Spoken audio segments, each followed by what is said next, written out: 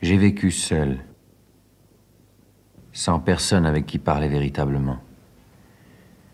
Jusqu'à une panne dans le désert du Sahara il y a 6 ans. Quelque chose s'était cassé dans mon moteur, et comme je n'avais avec moi ni mécanicien ni passager, je me préparais à essayer de réussir tout seul une réparation difficile. C'était pour moi une question de vie ou de mort. J'avais à peine de l'eau à boire pour 8 jours. Le premier soir, je me suis donc endormi sur le sable, à 1000 milles de toute terre habitée. J'étais bien plus isolé qu'un naufragé sur un radeau au milieu de l'océan. Alors vous imaginez ma surprise, au lever du jour, quand une drôle de petite voix m'a réveillé. S'il vous plaît, dessine-moi un mouton. Hein? Dessine-moi un mouton. J'ai sauté sur mes pieds comme si j'avais été frappé par la foudre. J'ai bien frotté mes yeux, j'ai bien regardé. Et j'ai vu un petit bonhomme tout à fait extraordinaire qui me considérait gravement. Il ne semblait ni égaré, ni mort de faim, ni mort de fatigue, ni mort de soif, ni mort de peur. Il n'avait en rien l'apparence d'un enfant perdu au milieu du désert, à 1000 milles de toute région habitée. Mais qu'est-ce que tu fais là? S'il vous plaît, dessine-moi un mouton. Quand le mystère est trop impressionnant, on n'ose pas désobéir. Aussi absurde que cela me sembla, je sortis de ma poche une feuille de papier, un stylographe, et je dessinai. Il regarda attentivement. Non, celui-là est déjà très malade. Fais-en un autre. Je dessinai un autre mouton. Tu vois bien, ce n'est pas un mouton, c'est un bélier, il a des cornes. Je refis donc encore mon dessin. Celui-là est trop vieux. Je veux un mouton qui vive longtemps. J'avais hâte de commencer le démontage de mon moteur. Je griffonnai une caisse avec 3 trous d'aération et lançai « Ça, c'est la caisse. Le mouton que tu veux est dedans. » C'est tout à fait comme ça que je le voulais. Crois-tu qu'il faille beaucoup d'herbe à ce mouton? Pourquoi? Parce que chez moi, c'est tout petit. Ça suffira sûrement. Je t'ai donné un tout petit mouton. Pas si petit que ça. Tiens, il s'est endormi. Et c'est ainsi que je fis la connaissance du petit prince.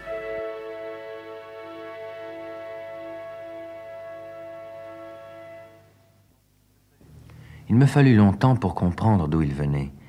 Le petit prince, qui me posait beaucoup de questions, ne semblait jamais entendre les miennes. Ce sont des mots prononcés par hasard qui, peu à peu, m'ont tout révélé. Ainsi, quand il aperçut pour la première fois mon avion. Qu'est-ce que c'est que cette chose-là? Ça n'est pas une chose, ça vole. C'est un avion. C'est mon avion. Comment? Tu es tombé du ciel? Oui.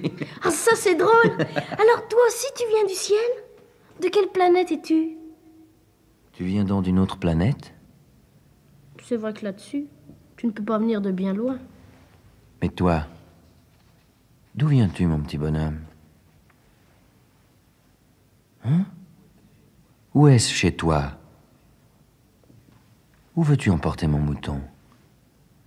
Ce qui est bien, avec la caisse que tu m'as donnée, c'est que la nuit, ça lui servira de maison. Bien sûr. Et si tu es gentil, je te donnerai aussi une corde pour l'attacher pendant le jour et un piquet. L'attacher? Quelle drôle d'idée! Si tu ne l'attaches pas, il ira n'importe où. Mais où veux-tu qu'il aille? N'importe où, droit devant lui. Ça ne fait rien. C'est tellement petit chez moi. Droit devant soi, on ne peut pas aller bien loin. J'avais ainsi appris une chose très importante. C'est que sa planète d'origine était à peine plus grande qu'une maison.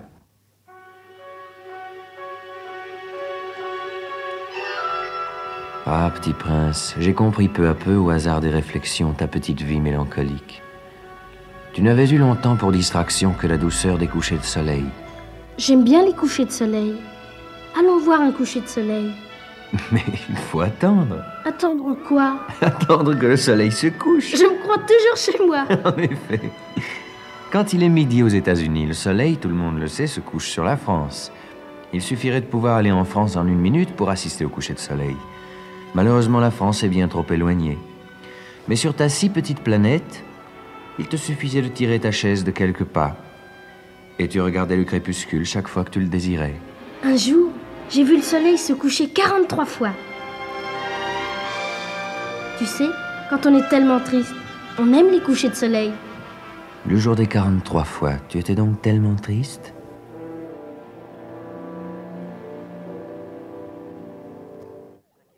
Le 5e jour, j'étais très occupé à essayer de dévisser un boulon trop serré de mon moteur. J'étais très soucieux car ma panne commençait de m'apparaître comme très grave. Et l'eau à boire qui s'épuisait me faisait craindre le pire. Un mouton, ça mange les arbustes? Oui. Et les fleurs? Et un mouton mange tout ce qu'il rencontre. Même les fleurs qui ont des épines? Même les fleurs qui ont des épines. Alors les épines, à quoi servent-elles? Les épines, à quoi servent-elles? Les épines, ça ne sert à rien. C'est de la pure méchanceté de la part des fleurs. Ah? Je ne te crois pas. Les fleurs sont faibles, elles sont naïves, elles se rassurent comme elles peuvent. Elles se croient terribles avec leurs épines. Et tu crois, toi, que les fleurs... Mais non, je ne crois rien. J'ai répondu n'importe quoi. Je m'occupe, moi, de choses sérieuses. De choses sérieuses? Oui. Tu parles comme les grandes personnes. Tu confonds tout, tu mélanges tout. Je connais une planète où il y a un monsieur cramoisi. Il n'a jamais respiré une fleur. Il n'a jamais regardé une étoile. Il n'a jamais aimé personne. Il n'a jamais rien fait d'autre que des additions. Et toute la journée, il répète comme toi, je suis un homme sérieux, je suis un homme sérieux. Et ça le fait gonfler d'orgueil. Mais ce n'est pas un homme, c'est un champignon. Un quoi? Un champignon. Il y a des millions d'années que les fleurs fabriquent des épines. Il y a des millions d'années que les moutons mangent quand même les fleurs. Et ce n'est pas sérieux de chercher à comprendre pourquoi elles se donnent tant de mal pour se fabriquer des épines qui ne servent jamais à rien. Ce n'est pas important la guerre des moutons et des fleurs. Ce n'est pas plus sérieux et plus important que les additions d'un grand monsieur rouge. Et si je connais, moi, une fleur unique au monde qui n'existe nulle part sauf dans ma planète, et qu'un petit mouton peut anéantir d'un seul coup, comme ça, un matin, sans se rendre compte de ce qu'il fait, ce n'est pas important, ça. Si quelqu'un aime une fleur qui n'existe qu'un exemplaire dans les millions et millions d'étoiles, ça suffit pour qu'il soit heureux quand il les regarde. Il se dit, ma fleur est là, quelque part. Mais si le mouton mange la fleur, c'est pour lui comme si brusquement toutes les étoiles s'éteignaient. Et ce n'est pas important, ça.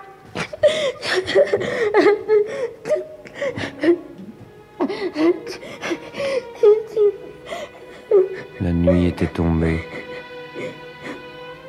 J'avais lâché mes outils. Je me moquais bien de mon marteau, de mon boulon, de la soif et de la mort. Il y avait sur une étoile une planète, la mienne, la terre, un petit prince à consoler. Je le pris dans les bras, je le berçai, je lui disais « La fleur que tu aimes n'est pas en danger ». Je lui dessinerai une muselière à ton mouton. Je te dessinerai une armure pour ta fleur. Je ne savais pas trop quoi dire. Je me sentais très maladroit. Je ne savais comment l'atteindre, ou le rejoindre. C'est tellement mystérieux, le pays des larmes.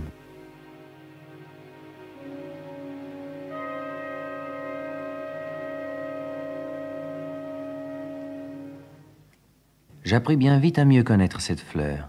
Elle avait germé un jour d'une graine apportée d'on ne sait où. Le petit prince sentait bien qu'il en sortirait une apparition miraculeuse. Mais la fleur n'en finissait pas de se préparer à être belle à l'abri de sa chambre verte. Elle choisissait avec soin ses couleurs, elle s'habillait lentement, elle ajustait un à un ses pétales. Elle ne voulait pas sortir toute fripée comme les coquelicots. Elle ne voulait apparaître que dans le plein rayonnement de sa beauté. Eh oui, elle était très coquette. Sa toilette mystérieuse avait donc duré des jours et des jours.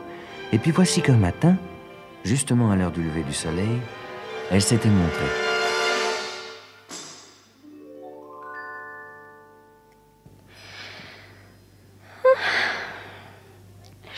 réveille à peine. Je vous demande pardon, je suis encore toute décoiffée. Que vous êtes belle. N'est-ce pas? Et je suis née en même temps que le soleil. Oui. C'est l'heure, je crois, du petit déjeuner. Auriez-vous la bonté de penser à moi? Et le petit prince, tout confus, ayant été chercher un arrosoir d'eau fraîche, avait servi la fleur. Ainsi l'avait-elle bien vite tourmentée par sa vanité un peu ombrageuse. Un jour, par exemple, parlant de ses 4 épines... Ils peuvent venir, les tigres, avec leurs griffes. Mais il n'y a pas de tigres sur ma planète. Et puis les tigres ne mangent pas d'herbe. Je ne suis pas une herbe. Pardonnez-moi. Je ne crains rien des tigres, mais j'ai horreur des courants d'air. Vous n'auriez pas un paravent? Et puis le soir, mettez-moi sous globe. Il fait très froid chez vous, c'est mal installé. Là d'où je viens... Mais elle s'était interrompue. Elle était venue sous forme de graine. Elle n'avait rien pu connaître des autres mondes. Humiliée de s'être laissée surprendre à préparer un mensonge aussi naïf, elle avait toussé 2 ou 3 fois pour mettre le petit prince dans son tort. Et le petit prince, malgré la bonne volonté de son amour, avait vite douté d'elle. Il avait pris au sérieux des mots sans importance et était devenu très malheureux. J'aurais dû ne pas l'écouter. Il ne faut jamais écouter les fleurs. Il faut les regarder et les respirer. La mienne embaumait ma planète. Mais je ne savais pas m'en réjouir. Elle m'embaumait et m'éclairait. Je n'aurais jamais dû m'enfuir. J'aurais dû deviner sa tendresse derrière ces pauvres ruses. Les fleurs sont si contradictoires. J'étais trop jeune pour savoir l'aimer. Je crois qu'il profita pour son évasion d'une migration d'oiseaux sauvages. Il arrosa une dernière fois la fleur, se prépara à la mettre à l'abri sous son globe et se découvrit l'envie de pleurer. Adieu. Adieu.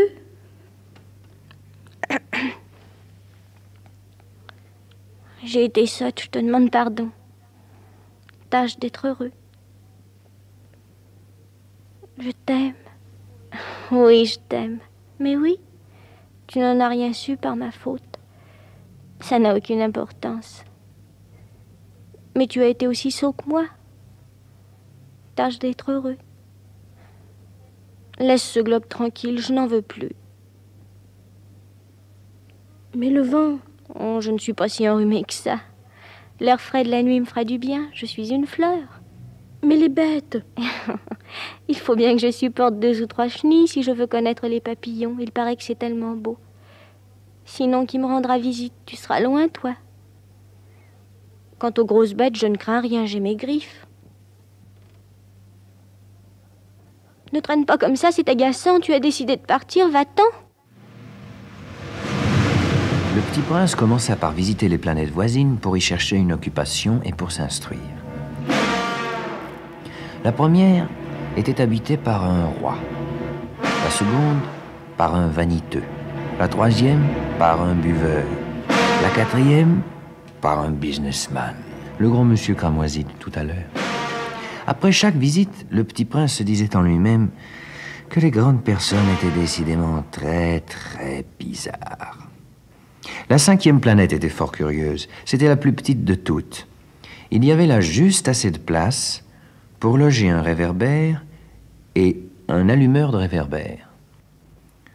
Le petit prince ne parvenait pas à s'expliquer à quoi pouvait servir quelque part dans le ciel, sur une planète sans maison ni population, un réverbère et un allumeur de réverbère. Quand il allume son réverbère, c'est comme s'il faisait naître une étoile de plus, ou une fleur. Quand il éteint son réverbère, ça endort la fleur ou l'étoile. C'est une occupation très jolie. C'est véritablement utile puisque c'est joli. Bonjour. Pourquoi viens-tu d'éteindre ton réverbère? C'est la consigne. Bonjour. Qu'est-ce que la consigne? C'est d'éteindre mon réverbère. Bonsoir. Mais pourquoi viens-tu de le rallumer? C'est la consigne. Je ne comprends pas. Il n'y a rien à comprendre. La consigne, c'est la consigne. Bonjour. Je fais là un métier terrible. Autrefois, c'était raisonnable. J'éteignais le matin et j'allumais le soir. J'avais le reste du jour pour me reposer, le reste de la nuit pour dormir. Et depuis cette époque, la consigne a changé? Et la consigne n'a pas changé, c'est bien là le drame. La planète d'année en année a tourné de plus en plus vite et la consigne n'a pas changé. Alors maintenant qu'elle fait un tour par minute, je n'ai plus une seconde de repos. J'allume et j'éteins une fois par minute. Ça, c'est drôle. Alors les jours chez toi durent une minute? Non, ce n'est pas drôle du tout. Ça fait déjà 1 mois que nous parlons ensemble. 1 mois? Oui, 30 minutes, 30 jours. Bonsoir. Tu sais, je connais un moyen de te reposer quand tu voudras. Je veux toujours. Ta planète est tellement petite que tu en fais le tour en 3 enjambées. Tu n'as qu'à marcher assez lentement pour rester toujours au soleil. Quand tu voudras te reposer, tu marcheras. Et le jour durera aussi longtemps que tu voudras. Ça ne m'avance pas grand-chose. Ce que j'aime dans la vie, c'est dormir. Ce n'est pas de chance. Ce n'est pas de chance. Bonjour. C'est le seul dont j'ai pu faire mon ami. Mais sa planète est vraiment trop petite. Il n'y a pas de place pour 2. Ce que le petit prince n'osait pas s'avouer, c'est qu'il regrettait cette planète bénie à cause surtout des 1440 couchers de soleil par 24 heures.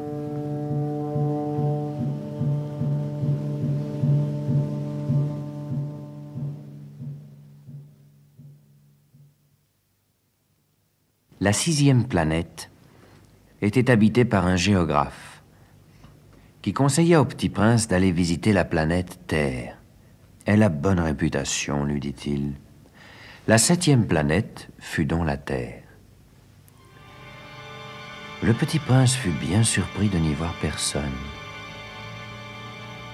Il avait peur de s'être trompé de planète, quand un anneau couleur de lune remua dans le sable, un serpent. À tout hasard, le petit prince lui souhaita « Bonne nuit ». Bonne nuit. Sur quelle planète suis-je tombé? Sur la Terre, en Afrique. Ah? Il n'y a donc personne sur la Terre? Ici, c'est le désert. Il n'y a personne dans les déserts. La Terre est grande. Regarde ma planète, elle est juste au-dessus de nous. Elle est belle. Que viens-tu faire ici? J'ai des difficultés avec une fleur. Ah, Où sont les hommes? On est un peu seul dans le désert. on est seul aussi chez les hommes. Tu es une drôle de bête, mince comme un doigt. Mais je suis plus puissant que le doigt d'un roi. Tu n'es pas bien puissant, tu n'as même pas de pattes. Tu ne peux même pas voyager. Je puis t'emporter plus loin qu'un navire. Celui que je touche, je le rends à la terre dont il est sorti. Mais tu es pur et tu viens d'une étoile. Oui. Tu me fais pitié, toi, si faible sur cette terre de granit. Je puis t'aider un jour si tu regrettes trop ta planète. Je puis... Oh, j'ai très bien compris. Mais pourquoi parles-tu toujours par énigme? Je les résous toutes.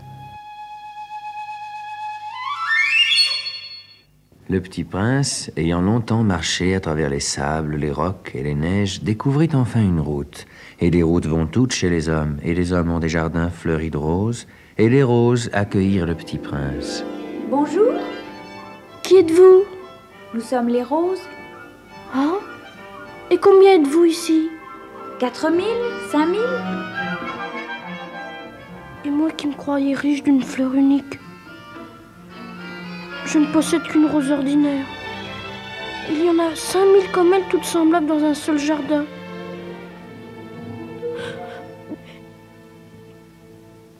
Je ne suis pas un bien grand prince.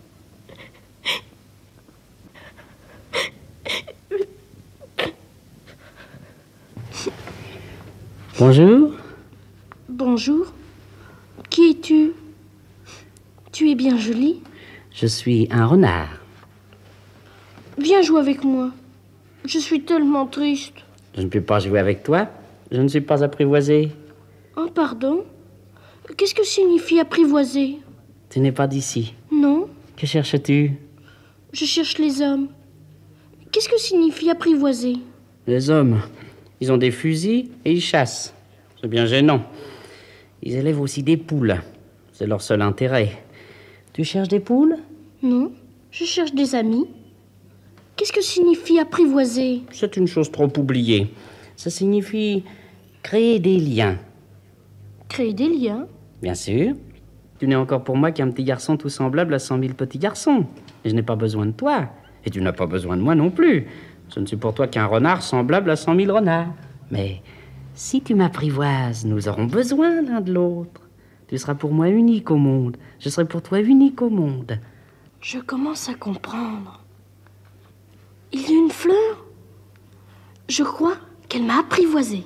C'est possible. On voit sur la Terre toutes sortes de choses. Oh, ce n'est pas sur la Terre? Sur une autre planète? Oui. Il y a des chasseurs sur cette planète? Non. Ça, c'est intéressant. Et des poules? Non. Rien n'est parfait. Ma vie est monotone. Je chasse les poules, les hommes me chassent. Toutes les poules se ressemblent et tous les hommes se ressemblent. Je m'ennuie donc un peu. Mais si tu m'apprivoises, ma vie sera comme ensoleillée. Je connaîtrai un bruit de pas qui sera différent de tous les autres. Les autres pas me font rentrer sous terre. Le tien m'appellera hors du terrier, comme une musique. Et puis regarde, tu vois là-bas les champs de blé? Oui. Je ne mange pas de pain, le blé pour moi est inutile. Les champs de blé ne me rappellent rien. Et ça, c'est triste. Mais tu as des cheveux couleur d'or. Alors ce sera merveilleux quand tu m'auras apprivoisé. Le blé qui est doré me fera souvenir de toi. Et j'aimerais le bruit du vent dans le blé. S'il te plaît, apprivoise-moi. Je veux bien, mais je n'ai pas beaucoup de temps. J'ai des amis à découvrir et beaucoup de choses à connaître. On ne connaît que les choses que l'on apprivoise. Les hommes n'ont plus le temps de rien connaître. Ils achètent des choses toutes faites chez les marchands. Mais comme il n'y a point de marchands d'amis, les hommes n'ont plus d'amis. Si tu veux un ami, apprivoise-moi. Que faut-il faire? Il faut être très patient. Tu t'assoiras d'abord un peu loin de moi, comme ça, dans l'herbe. Je te regarderai du coin de l'œil et tu ne diras rien. Mais chaque jour, tu pourras t'asseoir un peu plus près. Le lendemain revint le petit prince. Il eût mieux valu revenir à la même heure. Si tu viens par exemple à 4 heures de l'après-midi, dès 3 heures, je commencerai d'être heureux. Plus l'heure avancera, plus je me sentirai heureux. À 4 heures déjà, je m'agiterai et m'inquiéterai. Je découvrirai le prix du bonheur. Et si tu viens n'importe quand, je ne saurai jamais à quelle heure m'habiller le cœur. Ainsi le petit prince apprivoisa le renard. Et quand l'heure du départ fut proche, je pleurerai. C'est ta faute. Je ne te souhaitais point de mal, mais tu as voulu que je t'apprivoise. Bien sûr. Mais tu vas pleurer? Bien sûr. Alors tu n'y gagnes rien. J'y gagne, à cause de la couleur du blé. Va revoir les roses. Tu comprendras que la tienne est unique au monde. Tu reviendras me dire adieu, et je te ferai cadeau d'un secret. Le petit prince s'en fut revoir les roses, comprit que la sienne était unique au monde. Puis il revint vers le renard. Adieu. Adieu. Voici mon secret. Il est très simple. On ne voit bien qu'avec le cœur. L'essentiel est invisible pour les yeux. L'essentiel est invisible pour les yeux. C'est le temps que tu as perdu pour ta rose qui fait ta rose si importante. C'est le temps que j'ai perdu pour ma rose. Tu deviens responsable pour toujours de ce que tu as apprivoisé. Tu es responsable de ta rose. Je suis responsable de ma rose.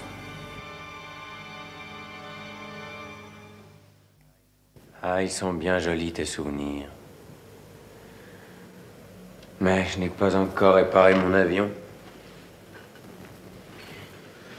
Et je n'ai plus rien à boire. Tu as soif? Cherchons un puits. J'ai soif aussi. Il est absurde de chercher un puits au hasard dans l'immensité du désert. Enfin. Mettons-nous en marche. Quand nous eûmes marché des heures en silence, la nuit tomba et les étoiles commencèrent de s'éclairer. Les étoiles sont belles à cause d'une fleur que l'on ne voit pas. Bien sûr. Le désert est beau. Ce qui embellit le désert, c'est qu'il cache un puits. Quelque part. Le petit prince s'endormait. Je le pris dans mes bras. J'étais ému. Il me semblait porter un trésor fragile. Il me semblait même qu'il n'y eut rien de plus fragile sur la terre. Je regardais à la lumière de la lune, ce front pâle, ses yeux clos, ses mèches de cheveux qui tremblaient au vent. Et je me disais, ce que je vois là n'est qu'une écorce. Le plus important est invisible. Et marchant ainsi, je découvris le puits, au lever du jour. Et je croyais rêver, car c'était un puits de village. Il n'y avait là aucun village. Les yeux sont aveugles. Il faut chercher avec le cœur.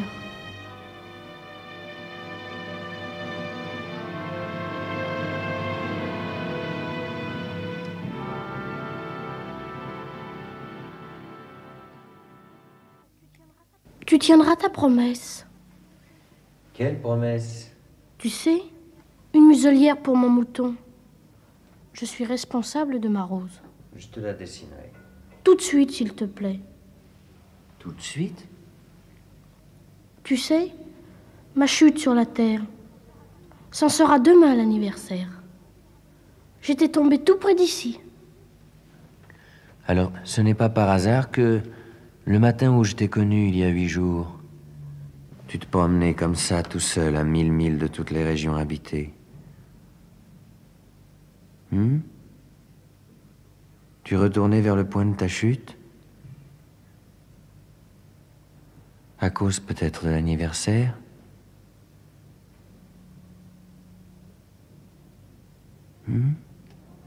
Tu dois maintenant travailler. Tu dois repartir vers ta machine. Je t'attends ici. Reviens demain soir! Je repartis en me souvenant du renard. On risque de pleurer un peu si l'on s'est laissé apprivoiser.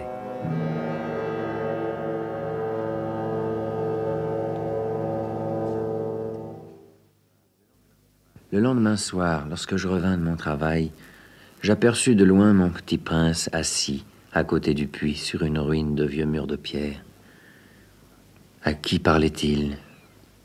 Tu ne t'en souviens donc pas? Si, c'est bien le jour, mais ce n'est pas ici l'endroit. Bien sûr. Tu verras où commence ma trace dans le sable. Tu n'as qu'à m'y attendre, j'y serai cette nuit. Tu as du bon venin? Tu es sûr de ne pas me faire souffrir longtemps? Maintenant, va-t'en. Va-t'en, je veux redescendre. Alors j'abaissai les yeux vers le pied du mur, et je fis un bond. Il était là, dressé vers le petit prince, un de ces serpents jaunes qui vous exécutent en 30 secondes. Au bruit que je fis, il disparut. Mon petit bonhomme de prince était pâle comme la neige. Son cœur battait comme celui d'un oiseau qui meurt quand on l'a tiré à la carabine. Petit bonhomme, n'est-ce pas que c'est un mauvais rêve, cette histoire de serpents et de rendez-vous et d'étoiles? Ce qui est important, ça ne se voit pas. Bien sûr. C'est comme pour la fleur. Si tu aimes une fleur qui se trouve dans une étoile, c'est doux la nuit de regarder le ciel. Toutes les étoiles sont fleuries. Bien sûr. Tu regarderas la nuit, les étoiles. Oui. C'est trop petit chez moi pour que je te montre où se trouve la mienne. C'est mieux comme ça. Mon étoile, ce sera pour toi une des étoiles. Alors toutes les étoiles, tu aimeras les regarder. Elles seront toutes tes amies. Et puis je vais te faire un cadeau. Ah, petit bonhomme, j'aime entendre ce rire. Justement, ce sera mon cadeau. Que veux-tu dire? Toi, tu auras des étoiles comme personne n'en a. Mais comment? Quand tu regarderas le ciel, Oui. la nuit, puisque j'habiterai dans l'une d'elles, Oui. puisque je rirai dans l'une d'elles, alors ce sera pour toi comme si riaient toutes les étoiles. Tu auras, toi, des étoiles qui savent rire. Et quand tu seras consolé, on se console toujours, tu seras content de m'avoir connu. Tu seras toujours mon ami. Et tu auras envie de rire avec moi.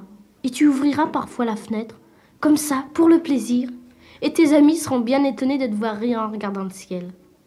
Alors tu leur diras, oui, les étoiles, ça me fait toujours rire. Et ils te croiront fou. Je t'aurais joint bien vilain tour. Ce sera comme si je t'avais donné, au lieu d'étoiles, des tas de petits grelots qui savent rire.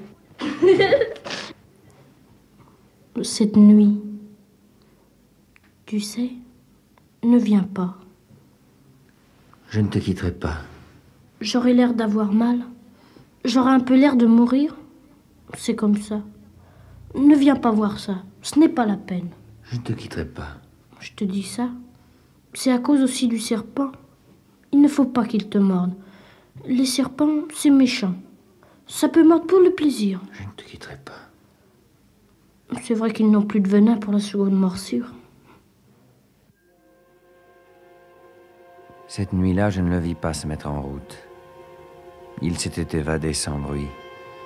Quand je réussis à le rejoindre, il marchait, décidé, d'un pas rapide. Tu es là? Tu as tort. Tu auras de la peine. J'aurai l'air d'être mort et ce ne sera pas vrai. Tu comprends? C'est trop loin. Je ne peux pas emporter ce corps-là. C'est trop lourd. Mais ce sera comme une vieille écorce abandonnée. Ce n'est pas triste, les vieilles écorces. Ce sera tellement amusant. Tu auras 500 millions de grelots. Tu sais, ma fleur, j'en suis responsable. Elle est tellement faible. Elle est tellement naïve. Elle a 4 épines de rien du tout pour la protéger contre le monde.